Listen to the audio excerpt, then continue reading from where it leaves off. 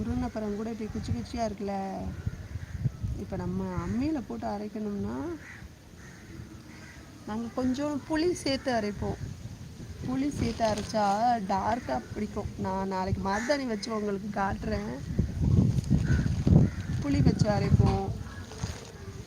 இல்லைன்னா வச்சுக்கோ, மருதாணி வச்ச பிறகு காஞ்சிருமா, அப்போ வந்து மேலே வந்து தேங்காய் எண்ணெயை தொட்டு தொட்டு வைப்போம், சொட்டு சொட்டா.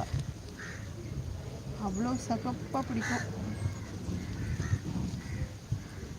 மருதாணி வைக்கும் போதே போட்டி வேற வந்துடும், யாருக்கு சிகப்பாக பிடிக்குன்னு பார்ப்போமா அப்படின்ட்டு ஒரு போட்டி வேற வந்துடும். அதனாலேயே நைட்லாம் தூங்காமல் அந்த மருதாணி அப்படியே சிகப்பாக பிடிக்கிறதுக்கு என்ன செய்யலாம் அப்படின்னு யோசிச்சுக்கிட்டே கிடப்போம். சீனி தண்ணி ஊற்றுவோம்.